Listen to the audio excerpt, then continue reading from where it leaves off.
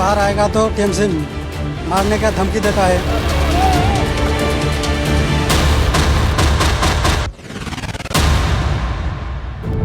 ये हाल है टीएमसी यानी तृणमूल कांग्रेस शासित पश्चिम बंगाल का, जहां लोकतंत्र की धज्जियां सरेआम उड़ाई जाती हैं। विभिन्न राजनीतिक मंचों पर पश्चिम बंगाल की मुख्यमंत्री और तृणमूल कांग्रेस सुप्रीमो ममता बनर्जी भले ही लोकतंत्र की दोहाई देती फिरती हो, लेकिन उन्हीं के राज्य में चुनाव करवाना किसी महाभारत से कम नहीं है।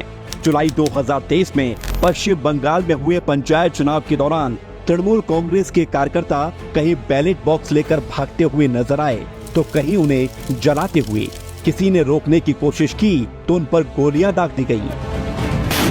टीएमसी के गुंडों ने खौफ का साम्राज्य गांव-गांव तक फैलाया, वो भी सिर्फ पंचायत चुनाव जीतने के लिए। दशकों से पश्चिम बंगाल की राजनीति हिंसक और रक्त रंजित रही है। बंगाल का राजनीतिक इतिहास बताता है कि जब जब सत्तारूढ़ पार्टी को विपक्ष से कड़ी चुनौती मिलती है, चुनावी हिंसा बढ़ती है। पहले कांग्रेस वाम दल फिर वाम तृणमूल के बीच टकराव होता था। अब बीते कुछ सालों से सत्तारूढ़ तृणमूल को भाजपा से कड़ी चुनौती मिलने लगी है, तो ममता बनर्जी की पार्टी ने एक बार फिर हिंसा का सहारा लेना शुरू कर दिया है। चुनाव जीतने के लिए जो काम पहले कांग्रेस और कम्युनिस्ट पार्टियां पश्चिम बंगाल में करती थीं, उसी परिपाटी को ममता बनर्जी आगे बढ़ा रही हैं।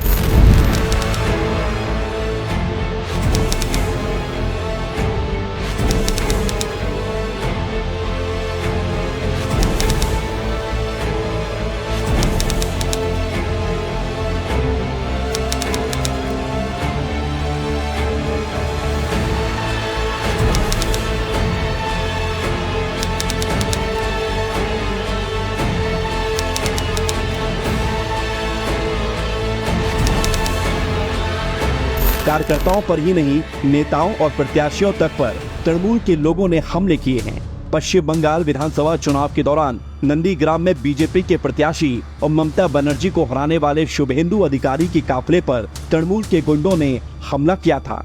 चुनाव ही नहीं, तृणमूल की बौखलाहट चुनाव के बाद भी जारी रहती है। काफिलों पर हमला और घरों में तोड़फोड़ करवाकर दहशत का माहौल तृणमूल कार्यकर्ता साल भर बनाए रखते हैं। ममता बनर्जी ने सत्ता में बने रहने के लिए अवैध शरणार्थियों को पहले पश्चिम बंगाल में बसने दिया, फिर वोट के लिए उनके नाम वोटर लिस्ट में जुड़वाए। तुष्टीकरण की राजनीति में भी ममता ने कांग्रेस को पीछे छोड़ दिया है। बंगाल को बर्बाद करने में कांग्रेस, वाम और तृणमूल का सबसे बड़ा हाथ रहा है। बंगाल में लोकतंत्र के पर्व में गणतंत्र हावी रहा है तो सिर्फ और सिर्फ इन्हीं जन विरोधी राजनीतिक दलों के घमंड के चलते।